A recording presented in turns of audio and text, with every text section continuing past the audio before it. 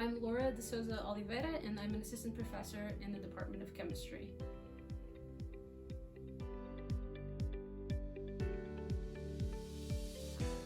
So we're a computational chemistry group, so really, everything that we do research-wise involves a computer, from modeling all the way to analyzing the results that we get from the models that we use.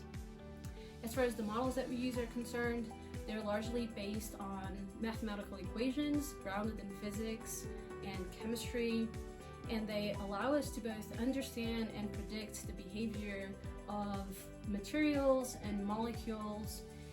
And we can really look at a broad scope of physics and chemistry, so they can be based on classical mechanics or quantum mechanics. And in terms of applications, in my group we look at applications that range from semiconducting, so looking at semiconductors, to membranes for desalination and nuclear engineering applications.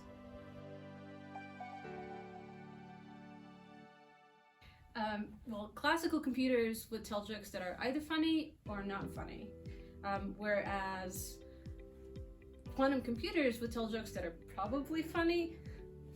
Sorry.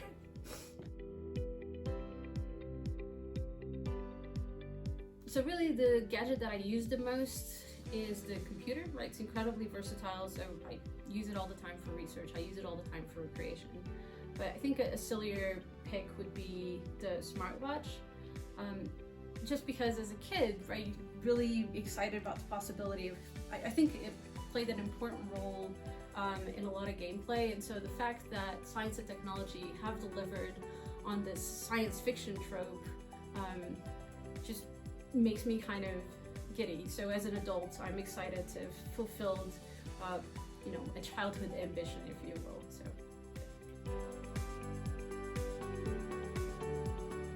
So as far as computational chemistry is concerned, I think, quantum computing holds a lot of promise in terms of being able to solve the Schrödinger equation without having to rely on as many approximations as we have to rely on currently.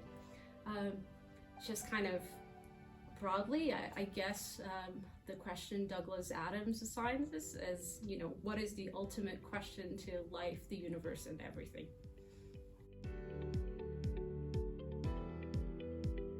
So in recent research that we've done in collaboration with people at the University of California, Riverside and the University of Warwick in the UK, we've looked at thin films of silicon with holes drilled through, and we've looked at thermal transport in these thin films, right? And usually, if you think about thermal transport propagating, right? So this is thermal transport that is carried via what are called phonons, really just the vibrations of the atoms in the system. You can see that if you've got a pore over here and a pore over here, then heat can only propagate from one pore to the other before it gets scattered. And so that affects your thermal conductivity as a function of the distance between the pores that you have. And when we were looking at these systems, we looked at really a large number of systems, and we looked at fairly large systems. So all of this, enabled by high-performance computing.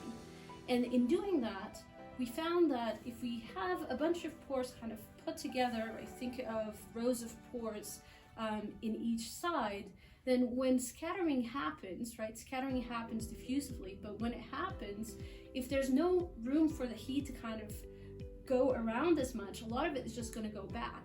And so at the end of the day, your heat goes forward some, but then a lot of it bounces back in the same direction, and so you kind of undo some of the heat propagation, right? So the heat never traveled as far, or it did, but it came back, so it's as though it never traveled as far.